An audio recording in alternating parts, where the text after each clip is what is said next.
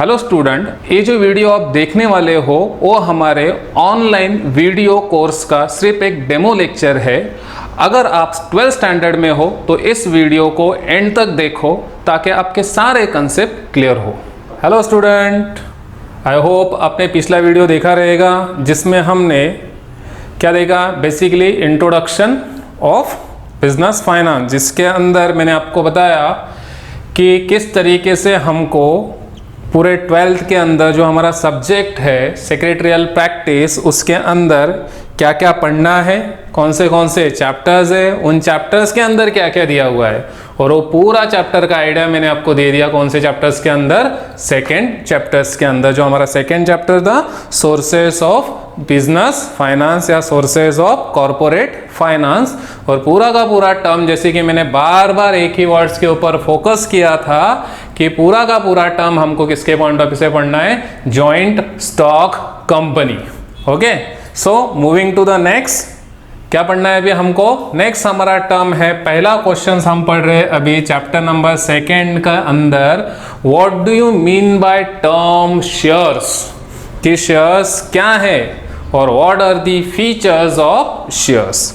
एक बार हम बुक्स पे देख लेते हैं। अब देखो पेज नंबर 14, पेज नंबर 14 के ऊपर आपको इंट्रोडक्शन दिया है। जो जितना इंट्रोडक्शन वहां पे दिया उससे कई ज़्यादा हमने प्रीवियस वाले वीडियो में कवर कर लिया है कि बिजनेस में पैसा लाने के कौन से सोर्सेस है, पैसा कितना इंपॉर्टेंट है बिजनेस के पॉइंट ऑफ व्यू से, क्या क्या रोल प्ले करता है, etcetera. Now moving to the next, if you see on the page number 15, अभी 15 के अंदर आपको दिया हुआ है heading sources of owned capital, sources of owned capital. तो मैंने आपको बताया था ओन्ड कैपिटल मतलब ऐसा कैपिटल जो ओनर्स के थ्रू रेज किया गया है। किसके थ्रू रेज किया गया है? ओनर्स। और कैसे रेज किया गया है? तो उन ओनर्स को क्या इशू किए हैं? शेयर्स। और इसीलिए ये जो शेयर्स था, ये शेयर्स ओनर्स को इशू किया, तो इसका नाम क्या बन गया था? Share capital. क्या नाम बन गया? Share capital. और जो पर्सन शेयर खरीदता है उसको हम बोलते हैं शेयर होल्डर। क्या बोलते हैं? Share holder. और इसीलिए उसके पैसे को हम बोल देंगे शेयर होल्डर्स फंड। क्या बोलेंगे? Shareholders fund. So in the page number 15, the capital raise by company, जो कैपिटल रेज कर रही है कौन? कंपनी। कौन सी कंपनी? Joint stock company. फिर जॉइंट स्टॉक कंपनी में पब्लिक हो सकता है, प्राइवेट भी हो सकता है। तो जो कंपनी कैपिटल रेज करे शेयर्स के थ्रू, उस कैपिटल को हम क्या बोलते हैं? शेयर कैपिटल या ओनर्स कैपिटल। तो देखो share holders, it is called own capital और ownership capital. The person who purchased the share known as shareholder, and shareholder are the owners of the company. Shareholders are the owners of the company. shareholder कौन होते हैं? Company के owners होते हैं। इसके अलावा shares के अलावा और भी क्या सोर्स था? तो मैंने बताया था आपको, और एक इंटरनल वाले पार्ट में, हाँ, प्रॉफिट का कुछ पार्ट हम साइड में रखते हैं। क्या बताया था उसको? रिजर्व। या फिर दूसरा एक वर्ड और बताया था मैंने आपको, रिटेन अर्निंग। क्या था? Retained earning. मतलब जो अर्न किया है हम उसको फिर से बिजनेस के अंदर रिटेन कर रहे, री इन्वेस्ट कर रहे हैं। तो ये भी एक सोर्स था हमारे लिए बिजनेस का। देन नेक्स्ट वन आप देखते हो, थर्ड पैराग्राफ देखो आप पेज नंबर 15 के ऊपर, पेज नंबर 15 के ऊपर थर्ड पैराग्राफ मिला गया heading owned capital. Owned capital is regarded as permanent capital. कौन सा कैपिटल? Permanent capital. कि ओन कैपिटल को हम बोलते हैं परमानेंट कैपिटल। अभी आप बोलोगे सर कैसे परमानेंट? तो सिंपल है कि जब कंपनी शेयर्स इशू करती है और शेयर इशू करके जो पैसा कंपनी के पास आता है, जिसको हम क्या बोलते हैं, शेयर कैपिटल। क्या बोलते हैं? शेयर कैपिटल एक बार कंपनी में आ गया तो जब तक कंपनी चलते रहता है वो कैपिटल रिटर्न नहीं मिलता है। जब तक कंपनी चलते रहता है वो कैपिटल रिटर्न नहीं मिलता है, वो पैसा रिटर्न नहीं मिलता है। तो कैसा कैपिटल बन गया? Permanent capital. परमानेंट आ गया, पैसा भी रिटर्न नहीं मिलेगा। परमानेंट कब मिलेगा? जब कंपनी वाइंडिंग अप होगी। वाइंडिंग अप मतलब क्या? क्लोज, बंद। अभी कब होगी पता नहीं है, या तो लॉस होने पे होती है, किसी और रीजन से हो सकती है, वो आगे का पार्ट। जब तक कंपनी चलता रहेगा, आपको आपने जो शेयर्स में पैसा लगा हुआ है, शेयर कैपिटल दिया हुआ है कंपनी को, वो रिटर्न नहीं मिलता है, वो परमानेंट बन जाता है। तो अब बोलोगे सर ऐसे तो कोई इन्वेस्ट करेगा ही नहीं कि पैसा लगा दो और फिर जब ज़रूरत पड़ी तो क्या। इसीलिए आपको अगर याद होगा पिछले इंट्रोडक्शन में मैंने बताया था, हमारे पास में एक और रास्ता है अपना पैसा निकालने का।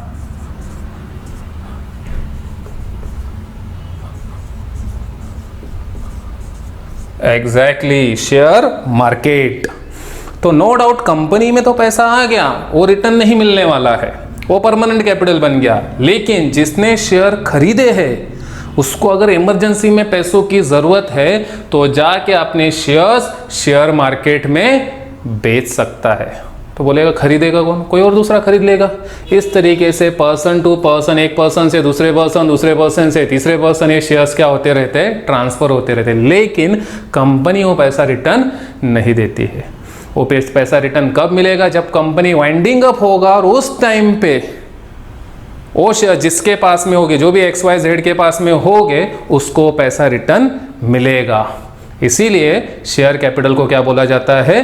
Permanent capital. इस वाले पार्ट पे हम डिटेल में जाने वाले हैं, वो आपका काफ़ी लास्ट में चैप्टर है कि शेयर मार्केट क्या होता है। फिलहाल हम समझ लेते हैं कि परमानेंट कैपिटल क्या होता है। Next, own capital in the form of share capital provide initial source. देखो ओन कैपिटल मतलब ये जो शेयर कैपिटल है कौन सा सोर्स है? इनिशियल मतलब स्टार्टिंग में, मतलब जब कंपनी स्टार्ट करना है। अभी देखो मैं अगर 3-4 लोगों को साथ में ले लिया, 10-12 लोगों को साथ में ले लिया और हम सोच रहे कंपनी स्टार्ट करना, एक जॉइंट स्टॉक कंपनी बनानी है, तो क्या लगता है लोन मांगने चला गया बैंक के पास में, डिबेंचर कर रहा हो या उधार मांग रहा हो, कोई देगा क्या? कोई नहीं देगा।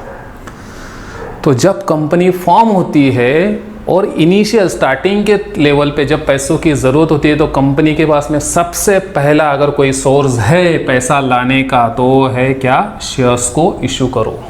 क्या इशू करो? शेयर्स इशू करो। तो इट्स अ इनिशियल वर्ड है। देखो आपको अगर आपके पास में बुक है, आपके सामने बुक है, आपको अंडरलाइन करना है उन वर्ड्स के। अगर आपको मीनिंग लिखने हैं हिंदी में या मैं अल्टरनेट जो वर्ड बता रहा हूं तो वहां पे आप लिख सकते हो। इनिशियल मतलब स्टार्टिंग में। तो स्टार्टिंग के लेवल पे अगर पैसों के लिए कोई सोर्स है कंपनी के पास में तो वो क्या है? Shares. It can be raise any time later to satisfy the need of additional capital. मतलब क्या कि स्टार्टिंग में जब पैसों की जरूरत है तो कंपनी के पास में प्राइमरी सोर्स क्या है? शेयर्स ही है। लेकिन लेटर बाद में भी अगर कंपनी को पैसों की जरूरत है तो कंपनी और भी शेयर इशू कर सकती है। अभी कितने कर सकती है, क्या कर सकती है, वो हम आगे देखते हैं। समझ में आया? सो इन फ्यूचर भी अगर एडिशनल और पैसों की ज़रूरत है तो कंपनी और फिर से शेयर इशू कर सकती है।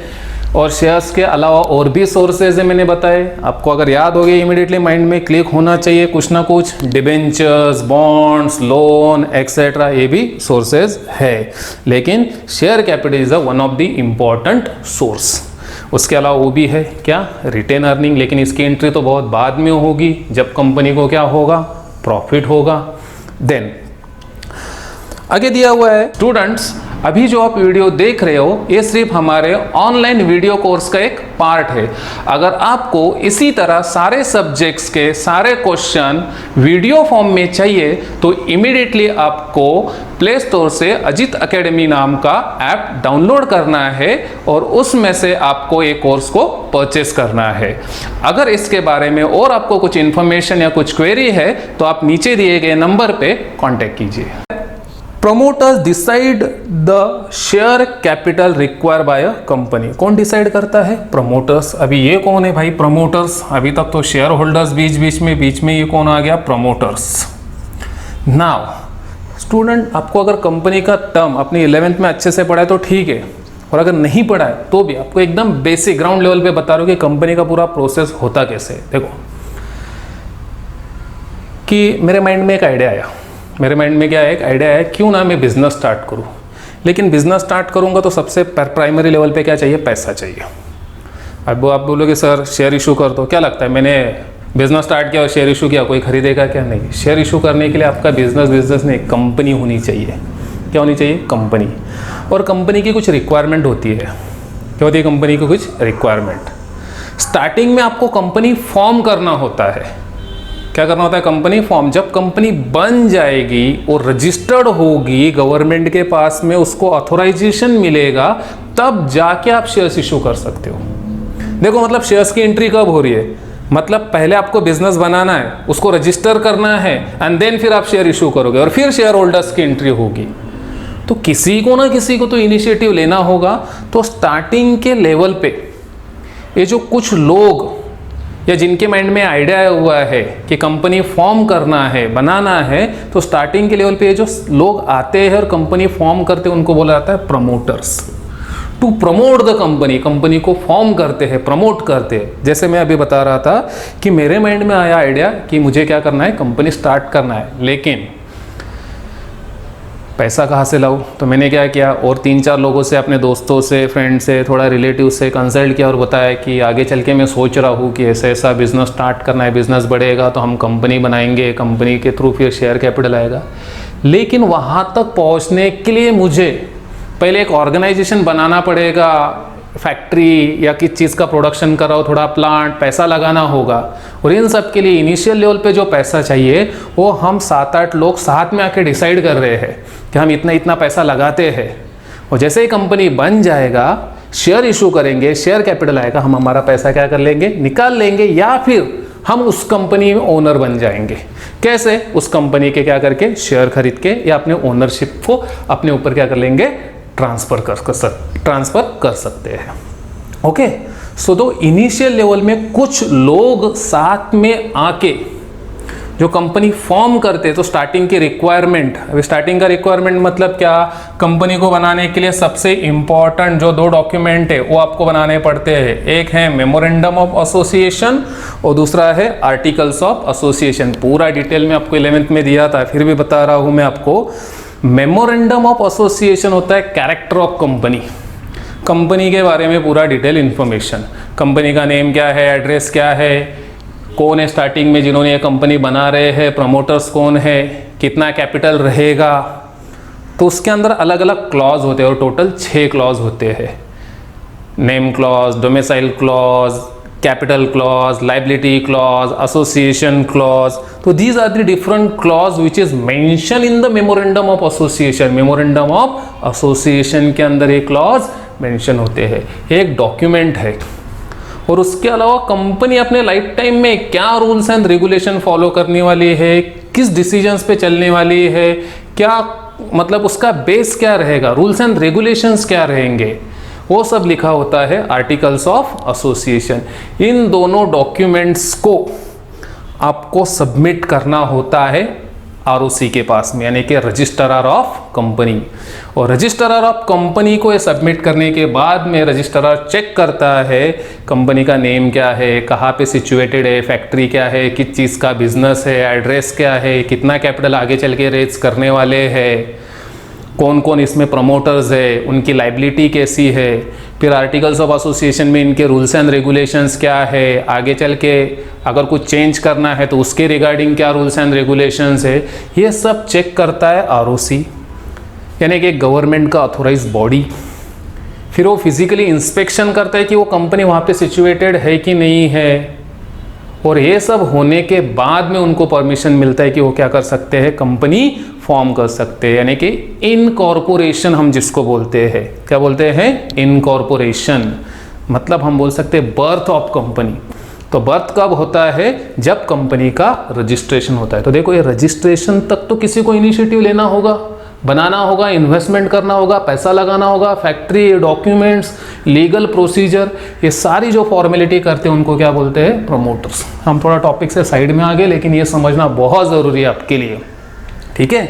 सो प्रमोटर्स, देन चलो प्रमोटर्स आए, साथ में कंपनी फॉर्म हो गई। अभी कंपनी फॉर्म होने के बाद में फिर कंपनी को चलाने के लिए क्या चाहिए? पैसा। और कंपनी के पास में हमने जैसे कि पढ़ा था, सबसे पहला इनिशियल सोर्स क्या है? Share capital. क्या है? Share capital. तो ये शेयर कैपिटल कितना रहेगा, ये कौन डिसाइड करता है? प्रमोटर्स। कब? जब स्टार्टिंग में कंपनी फॉर्म होता है, जो कहाँ पे लिखा जाता है? उसके मेमोरेंडम ऑफ एसोसिएशन में। The amount of share capital is known as authorised capital. एक और वर्ड आ गया, ऑथोराइज्ड शेयर कैपिटल। सिंपल है, बहुत meaning simple. Authorised share capital, जितना कैपिटल रेज करने की आपके पास में अथॉरिटी है। सिंपल वर्ड में, जितना कैपिटल रेज करने की आपके पास में अथॉरिटी है। अभी कितना कैपिटल रेज करने की अथॉरिटी है, कौन बताएगा? कौन लिख के देता है? ये प्रमोटर्स। कहाँ पे लिखा होता है ये कैपिटल? Memorandum of association. तो आपके मेमोरेंडम ऑफ एसोसिएशन में जितना आपका कैपिटल मेंटेन हुआ है कि कंपनी अपने लाइफ टाइम में इतने के शेयर इशू करेगी और इतना कैपिटल रेज करेगी, उसको बोला जाता है ऑथोराइज्ड शेयर कैपिटल। क्या बोला जाता है? Authorised share capital. और कहाँ पे लिखा होता है ये? Memorandum of association. और मेमोरेंडम के अंदर क्या होते हैं? मैंने आपको बताया 6 क्लॉज, और उस 6 क्लॉज में से एक क्लॉज होता है जिसका नाम है कैपिटल क्लॉज। क्या नाम है? Capital clause. तो मेमोरेंडम के कैपिटल क्लॉज में लिखा रहता है कि आपका ऑथोराइज कैपिटल कितना है। Now moving to the next है हमको शेयर्स, जिसके बारे में हमने ऑलरेडी बहुत सारा डिस्कस कर लिया। आप अगर बुक में देखोगे तो फिर से वही चीज़ें रिपीटेड दी है। सिर्फ लैंग्वेज फॉर्म आपको करते आना चाहिए, और अलग अलग तरीके से कैसे हम सेंटेंस फॉर्म करके उसको, और अल्टरनेट नाम क्या है, अल्टरनेट वे से कैसे उसको हम लिख सकते हैं, कैसे पढ़ सकते हैं, इमेजिन कर सकते हैं, उस तरीके से आपको यहाँ पे इलैबोरेट किया गया है। तो shares, the term share is defined. कहाँ पे? हम पेज नंबर 15 पे हेडिंग देखो, shares. The term share is defined by section 2 subsection 84। आपने सुना रहेगा, हर एक चीज का डेफिनेशन होता है। तो शेयर्स का ऐसा डेफिनेशन क्या है? तो section 2 subsection 84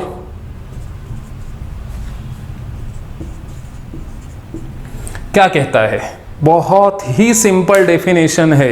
section 2 subsection 84 of companies act. Companies act पता है ना?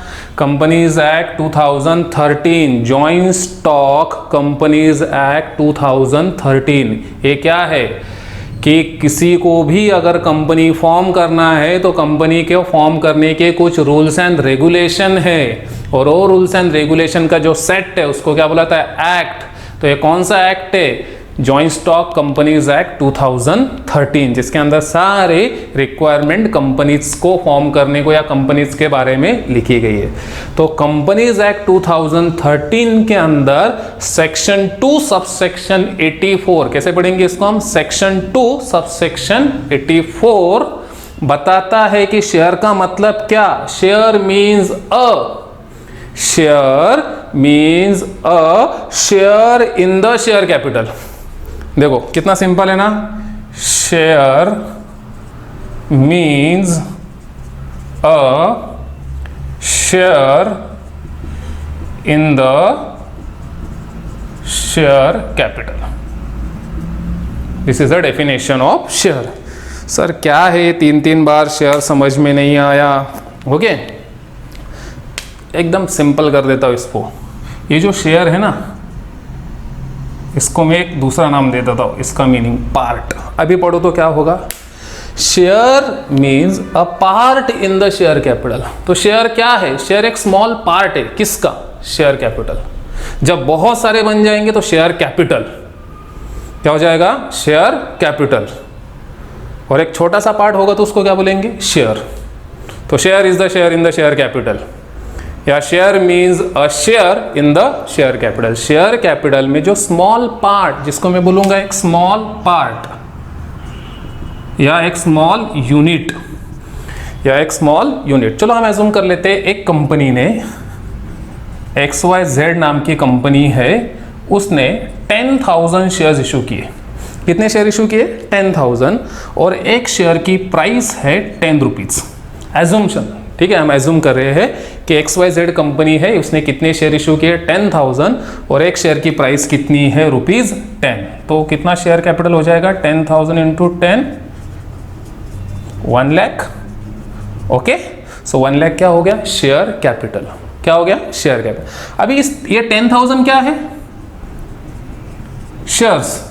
ये 10,000 क्या है? शेयर्स। और ये 1 लाख क्या है? Share capital. अभी इस 10,000 में से मैं एक को निकाल दूं, तो ये जो एक को मैंने निकाला इसको हम क्या बोलेंगे? शेयर। और 9,999 को क्या बोलेंगे? शेयर्स। क्या बोलेंगे? शेयर। एक है तो क्या बोल दिया उसको? शेयर। तो क्या मतलब समझा आपको इस डेफिनेशन से? शेयर क्या है? शेयर एक स्मॉल यूनिट है टोटल शेयर कैपिटल का। क्या है? शेयर कैपिटल का एक स्मॉल पार्ट, एक छोटा सा हिस्सा है। कौन? शेयर। तो share means a share in the share capital. बहुत सिंपल डेफिनेशन है, याद कर लेना है। आपको शेयर के ऊपर क्वेश्चन आना ही है, और बेसिक क्वेश्चन का आपको इस डेफिनेशन से स्टार्ट करना है। तो what is the meaning of share? Section 2 subsection 84 कहता है share means a share in the share capital. की शेयर एक स्मॉल पार्ट है शेयर कैपिटल का। इसी डेफिनेशन को आगे वाले पैराग्राफ में डिटेल में इलैबोरेट किया है। तो what is the next paragraph? Share is a unit by which the share capital is divided. तो टोटल शेयर कैपिटल डिवाइड हो गया। देखो 10,000 शेयर्स थे, एक निकाल दिया, एक शेयर डिवाइड हो गया, 2, 3, 4, 5। तो ऐसे इंडिविजुअल्स को हम क्या बोलते हैं? Shares. Then the total capital of a company is divided into small parts and each part is called as a share। जैसे मैंने बता दिया ऑलरेडी कि जो टोटल कैपिटल है वो छोटे छोटे पार्ट में डिवाइड है, और हर पार्ट को क्या बोलते हैं हम? शेयर। और जब साथ में हो जाते हैं तो उसको हम क्या बोल देते हैं? शेयर्स। देन हर शेयर को एक वैल्यू होती है। जैसे मैंने अभी देखो ये बता दिया, ये क्या है? शेयर्स है। ये क्या है? Share capital. लेकिन ये 10 क्या है?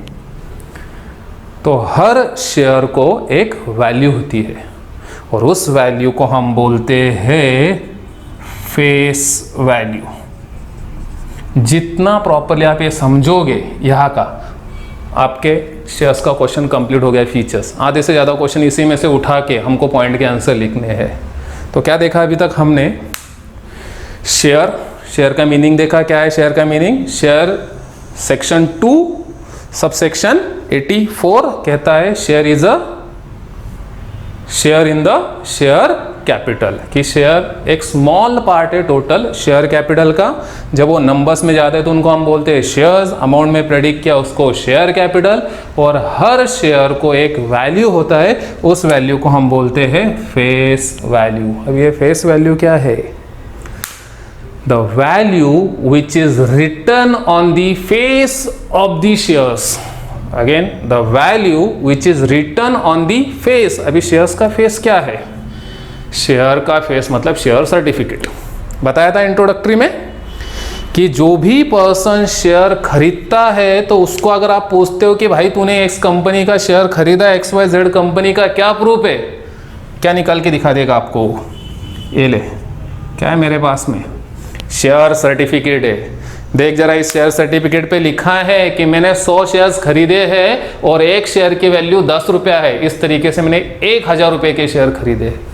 तो आपने शेयर खरीदे हैं, इसका आपके पास में क्या प्रूफ है? तो इसका मेरे पास में प्रूफ है कि मेरे पास में क्या है? Share certificate. कितने के खरीदे, इसका क्या प्रूफ है? हर शेयर को एक क्या है? वैल्यू है। और वो वैल्यू कहाँ पे लिखे? शेयर सर्टिफिकेट के फेस के ऊपर।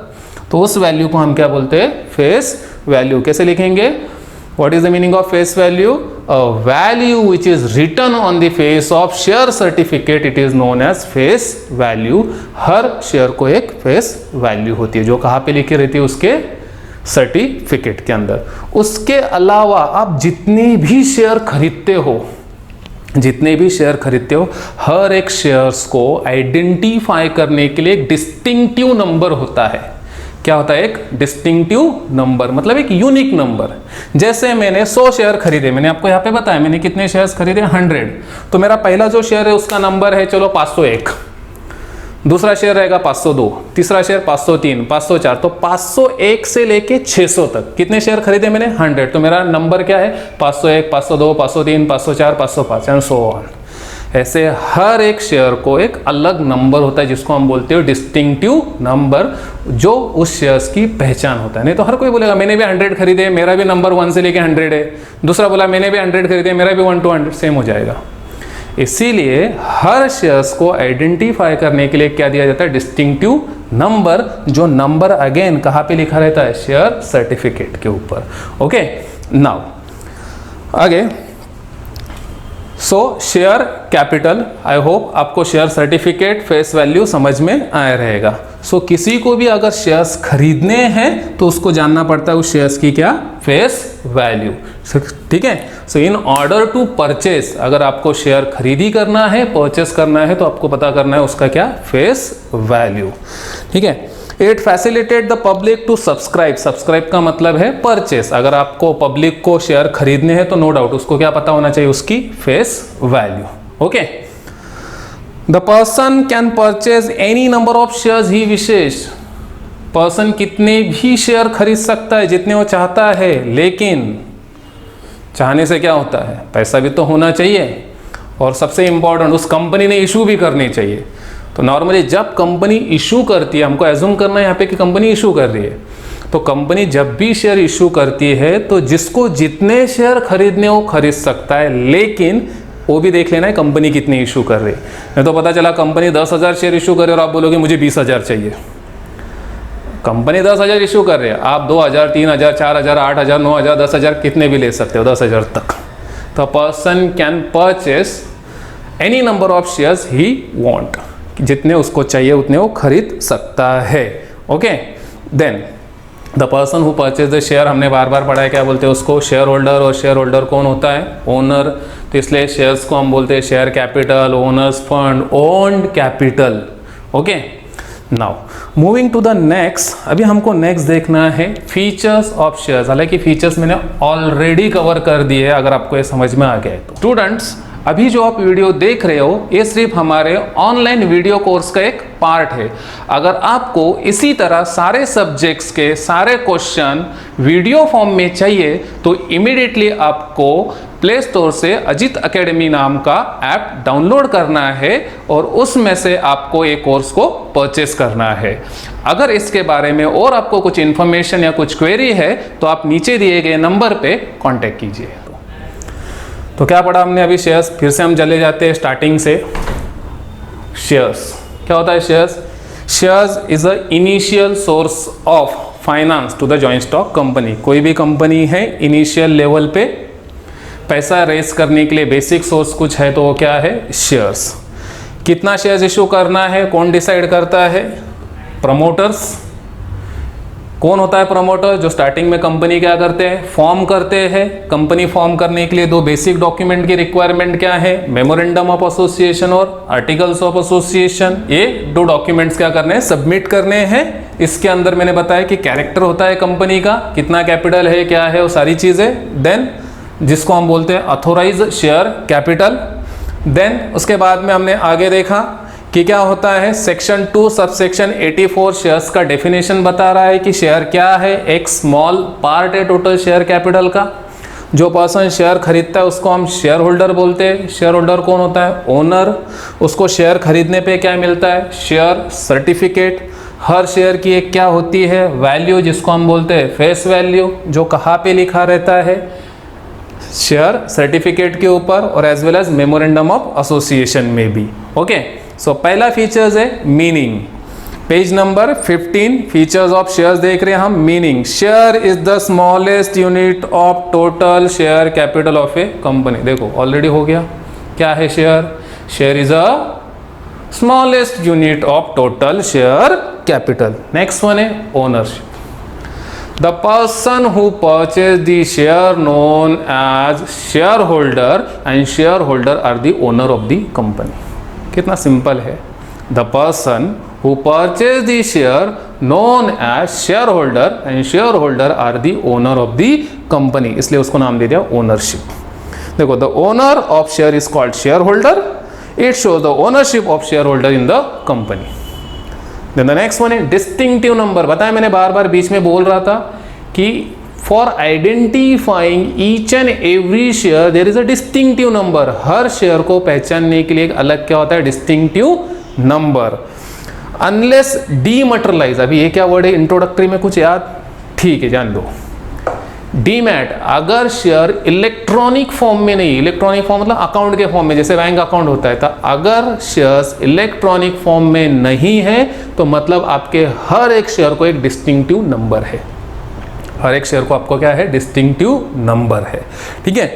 So each share has a distinct number for identification, it is mention in the share certificate, is mention in A share certificate. Her share को पहचानने के लिए उसको एक डिस्टिंक्टिव नंबर होता है, जिसको हम कहाँ पे लिखते हैं, शेयर सर्टिफिकेट। मैंने एग्जांपल दिया था कि मैंने 100 शेयर खरीदे हैं, तो मेरा में भी हो सकता है 501 से लेके 600 तक, 301 से लेके 400 तक, अंडरस्टूड। तो हर शेयर को एक क्या होता है, नंबर, 501, 502, पहला शेयर है उसका नंबर है 501, दूसरा शेयर है उसका 502, तीसरा है 503, चौथा है 504, इस तरीके से। ये क्यों, शेयर की आइडेंटिटी के लिए। Next, evidence of title. Evidence of title, क्या प्रूफ है आपके पास में, क्या प्रूफ है आपके पास में शेयर खरीदा। बोलोगे सर अभी तो आपने बोला, जैसे हमने आपको पूछा आपने बोला ये लो certificate, exactly. So the person who purchase the share, क्या बोलते हैं उसको, शेयर होल्डर। शेयर होल्डर कौन है, owner of the company.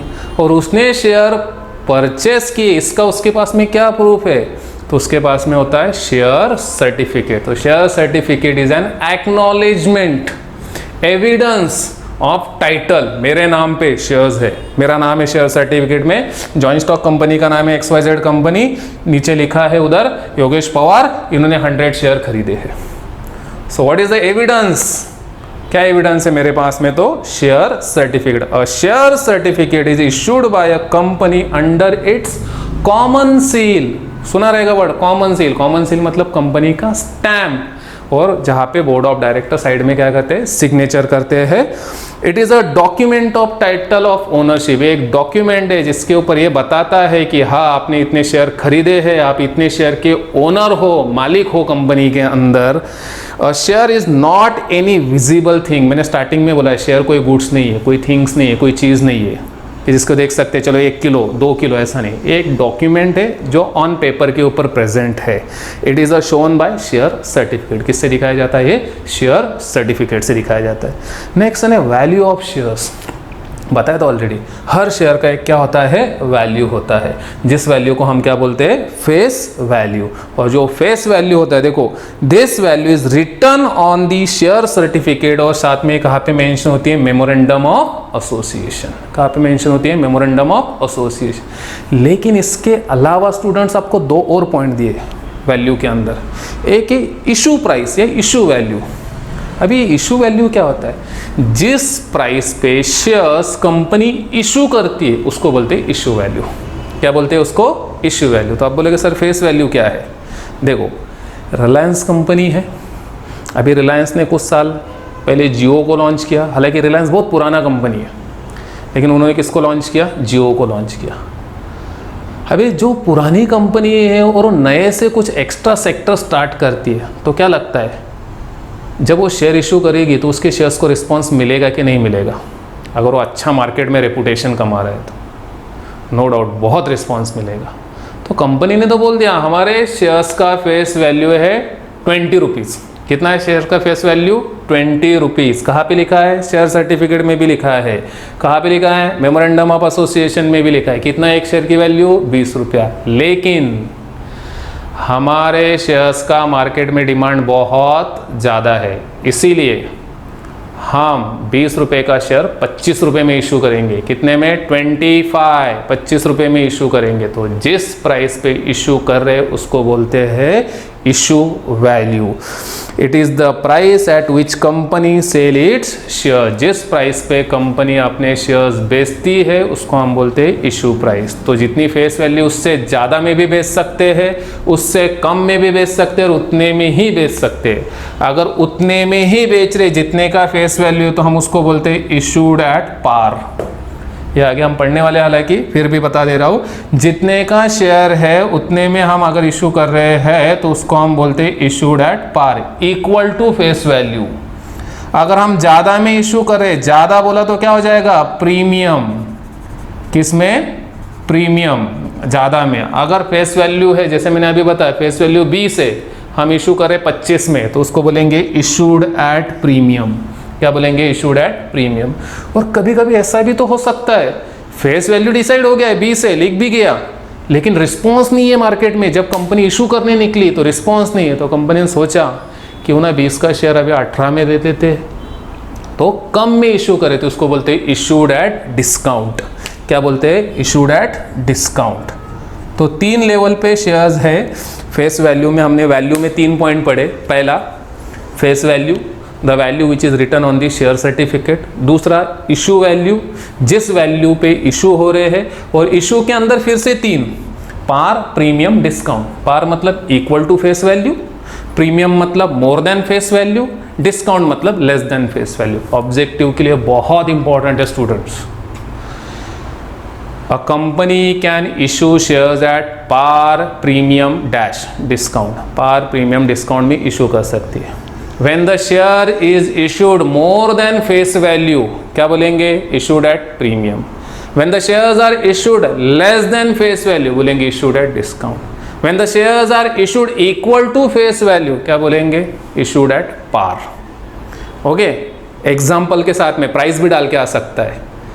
A shares of rupees 100 issued at 120, 100 का 120 में इशू किया, क्या बोलेंगे इसको, issued at premium. A shares of rupees 100 issued at 90, क्या बोलेंगे, issued at discount. A shares of rupees 100 issued at 100, क्या बोलेंगे, issued at par. तो shares can be issued at par, premium and discount. किस प्राइस की बात हो रही, इशू की। और तीसरा है मार्केट वैल्यू, बहुत सिंपल। जिस वैल्यू पे शेयर्स मार्केट में खरीदा और बेचा जा रहा है उसको बोलते हैं मार्केट वैल्यू। जिस प्राइस पे शेयर मार्केट में खरीदा और बेचा जा रहा है उसको क्या बोलेंगे, market value. A price which is decide by the demand and supply in the market. Decide होता है मार्केट में डिमांड और सप्लाई के ऊपर, तो उसको हम बोलेंगे market value. Next very important point, right. क्या दिया हुआ है, राइट। तो यहाँ पे मैं लिख देता हूँ राइट।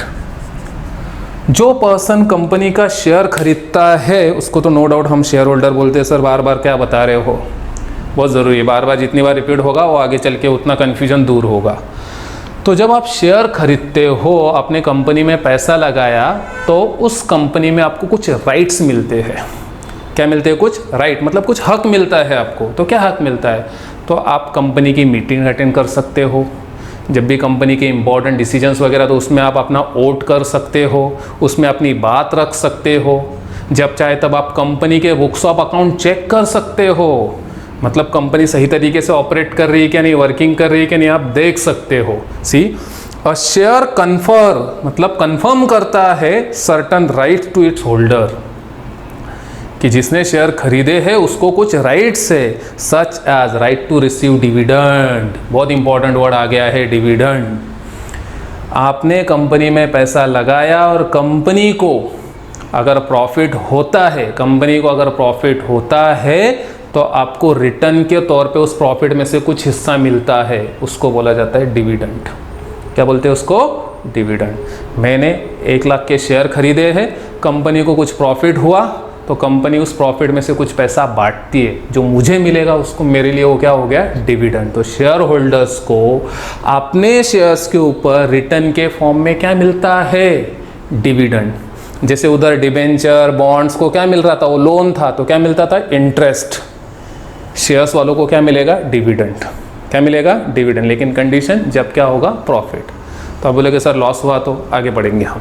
ओके, सो जब कंपनी को प्रॉफिट होता है तो रिटर्न के तौर पे शेयर होल्डर्स को क्या मिलता है, डिविडेंड। तो ये भी उनका राइट है, उनका हक है कि जब प्रॉफिट होगा तो वो क्या रिसीव कर सकते हैं, डिविडेंड।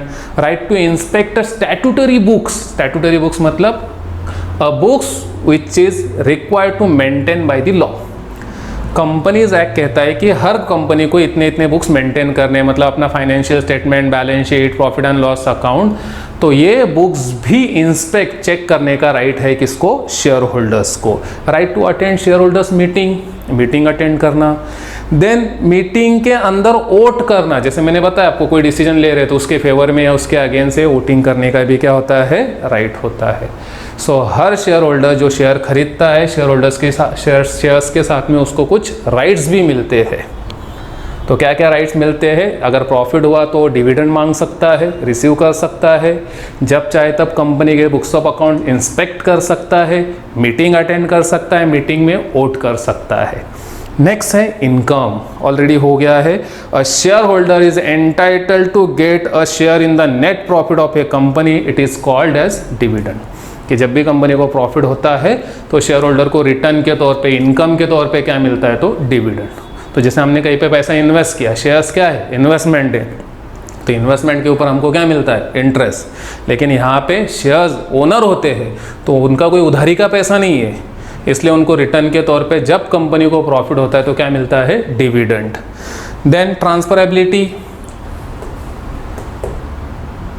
अगर इन फ्यूचर मुझे पैसों की ज़रूरत है तो मैं अपने शेयर्स किसी और के नाम पे आराम से क्या कर सकता हूँ, ट्रांसफ़र कर सकता हूँ। सिंपल वर्ड में बोलूँ तो बेच सकता हूँ।